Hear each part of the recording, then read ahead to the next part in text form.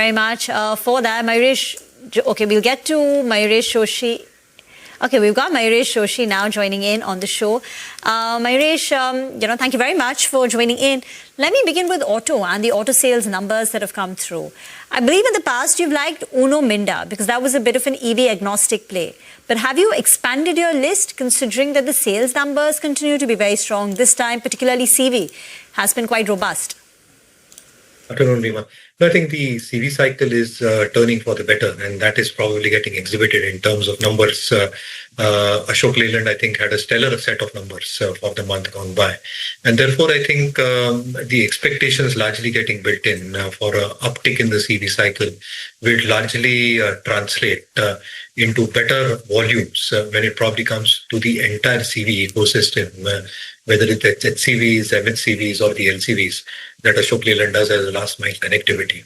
So I think if this trend probably continues, I think CV players might probably be in a very, very sweet spot. Auto Angs is something that we have liked consistently over the past few quarters. We did add a couple of more names. Sansera Engineering is something that we added a few quarters back. We recently added Shriram Pistons. That has done phenomenally well over the past few days. Our own sense is that these select niche auto ancillary companies get the benefit of a steady state OEM cycle, but a good replacement cycle with better margins actually augments the overall numbers going forward.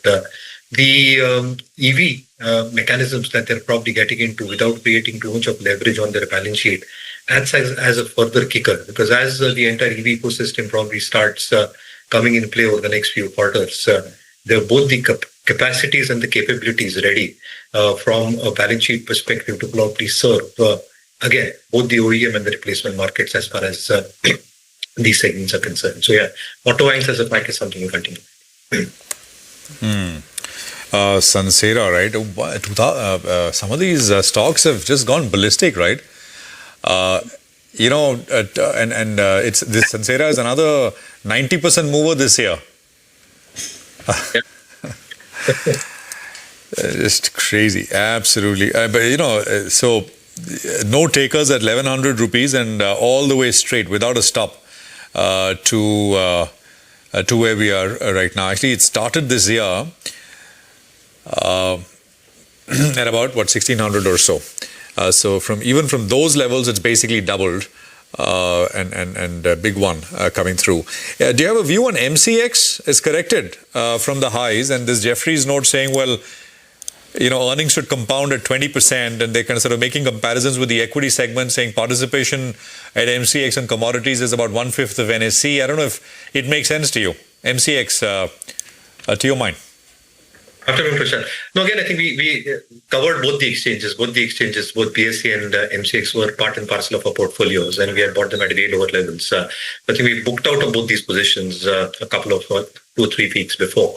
But the logic remains very, very, very simple, Prashant. I think the expectations in terms of the average daily traded turnover, the ADTO, which is extremely crucial for a commodity exchange, that is expected to continue growing at a very steady pace.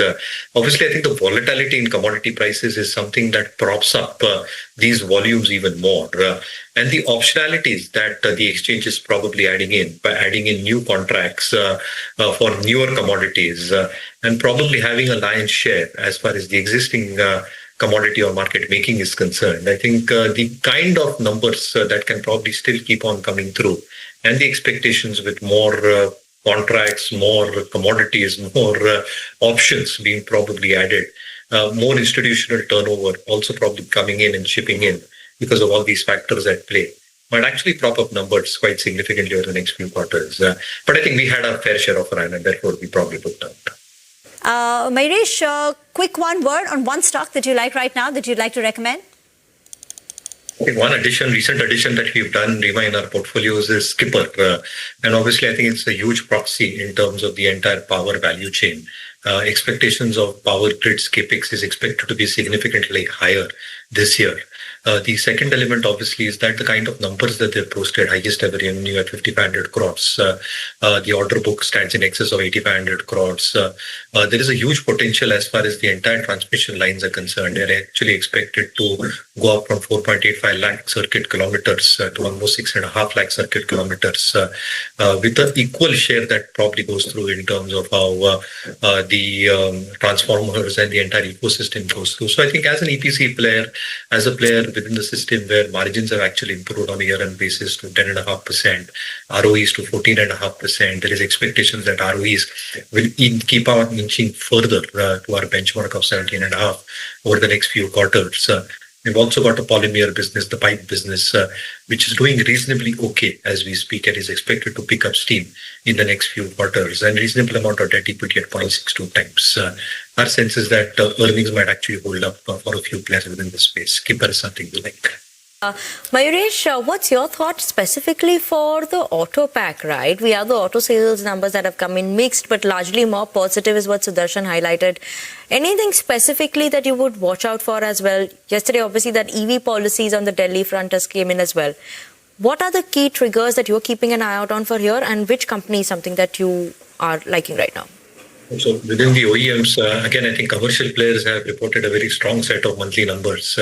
And the expectation is that the commercial or the CV cycle is turning for the better. Now, if this trend continues, the second half will be relatively better, both in terms of an absolute volume number that these companies will probably post. But the variant that they're probably introducing, whether it's the HCV segment, MHCV segment, or the LCV segment, I think it should generally benefit all three segments within the entire CV ecosystem. And therefore, our own sense is that as the cycle is turning better, I think both Tata Motors Commercial Vehicle and Ashok Leyland are stocks that can probably be kept on the radar purely in lieu with what might actually take place in terms of better volume going forward. Mayuresh, your thoughts for Havells as well? You know, the story plays out cables and wire side as well. Is this something interesting for you? Would you look at Havells? No, I think we watch out for numbers, very, very closely in Q4.